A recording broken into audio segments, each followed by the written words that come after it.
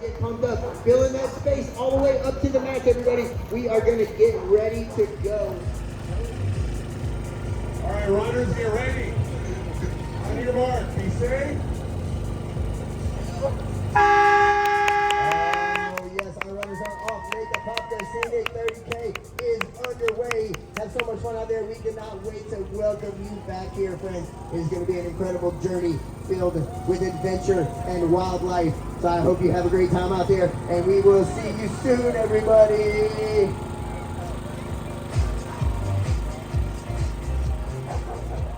Good morning, this is Chris from AM PM Runs, and today I want to finally go over my 30K race from over a week ago now. I've been off and on sick and dealing with my leg and hip injuries. If you've been following the channel, you know I've been off and on how much I've been able to run since pretty much December. I think I just simply overdid it, strained it, and then got sick on top of it, so I just haven't been running too much. And unfortunately, in that time frame, I had signed up for a 30K trail race that was last Sunday. So this is my video going over how that went and pretty much just what went wrong with it. So first things first, I want to start off with, I really enjoyed the race. The race volunteers and everything were great. It was one of the best put together races I've had. Like the half marathon I had in December that had the worst parking in the entire world and it was so stressful. And then this one was completely the opposite, parked right at the entrance to the race. Everything was ready, started exactly when it said it did, and it was just perfect. Everything like that was excellent. So I really appreciated everyone that came out for that. So the week leading up to this race, I think I did 2 runs. I think one was 2 miles and one was 3 miles, which is obviously not where I want to be for a big long race that I want to take at speed, but I just have been so sick and so unable just time-wise and feeling-wise to get out there and build up mileage over and over and over again. So I started the race a little bit worried, and it turns out that was a bit justified. So my ending up race time was right around 2 hours, 59 minutes and like 45 seconds. It was like a 9:30 mile pace for the entire time, which I'm proud of. My chip time came in at over 3 hours. I think there were just issues on when it was tracking and not tracking. I'm not 100% sure, but give or take right around 3 hours either way. The Strava stats you'll see here are 3 hours, or right at 3 hours as well. But man, it was hard. It was way harder than I thought. So shoes I selected for the run were the ones that I just recently reviewed. It's the On Cloud Ultra Pros. They are fantastic. As someone that is a big On Cloud hater, as I like to say in my reviews, these are really good. They were comfy and cushioned and bouncy, and they did not give up on me the entire run. The rest of me pretty much did. So for fueling, I went out and I took a bunch of the energy chews, like the little kind of gummies, couple gels. I changed from I had liquid gels and more of the solid type gels, 2 bottles of water that I was refilling at the refill stations and stuff like that. As far as fueling went for the race, I felt really good, and I think as a whole, I think I got my fueling down much better than I have for my half marathons. There was no point where I felt like I was digging for energy for like my upper body or anything. You'll see as the run is playing on the side of the screen here, it was right around the 11 to 12 mile mark that my legs just kind of shut down. And I don't want to equate it to these shoes because like I said, they're really comfy and squishy. I've worn these on that same trail twice, and I kind of walked away with the same leg pains twice, but I don't think it's the shoes. I think it's the ground and gravel that I was running on. I'll interplay clips from the half marathon that I did there because I recorded more on that because the 30K I was kind of fighting for my life to make sense of why I was doing this when I was so not feeling great. But the ground there is like a unpacked gravel and sand that has lots of little rocks, and it's really uneven ground. So you're constantly like finding your right foot is going down lower than the left, and then you'll kind of shift so you're more flat, and then the ground kind of gives up.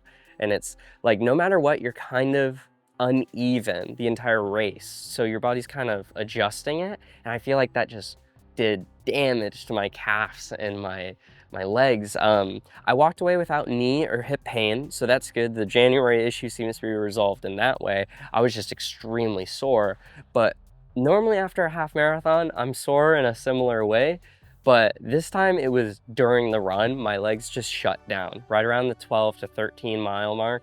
My body just stopped being able to go from the legs. And like I said, it wasn't a lack of like energy mentally and everything. I felt fine. My legs were just sore. It felt like they were bruised, like just overworked. They didn't feel tense or anything. It was just sore. It just hurt to try and tell them to keep going and keep going faster.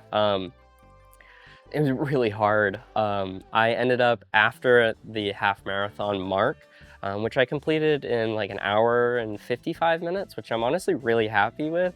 That would have been, it is my third best half marathon attempt, but it's just really funny. Just based on how the day ended up going, I feel like the half marathon time was pretty good.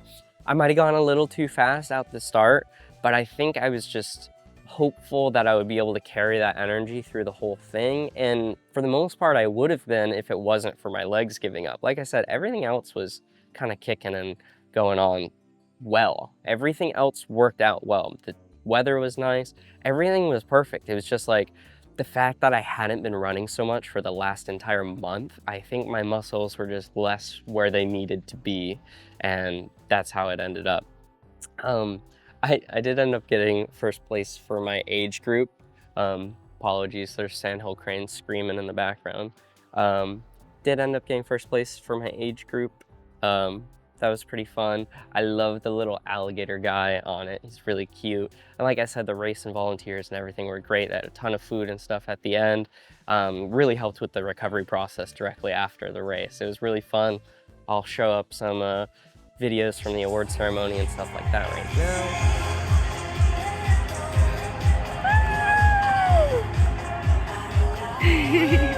Go Chris, you got it!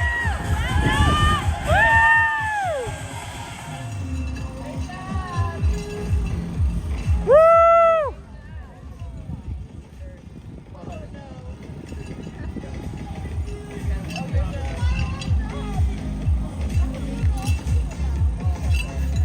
Oh my God. Dude. Oh my God. Oh my God. You alright? Is this the third race that we've called today? I think that's it. All right, there we go. Uh-oh. Uh-oh.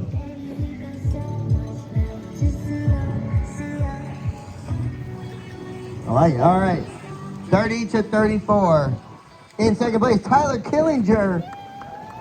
And in first place, Roberto Perez. Roberto Perez.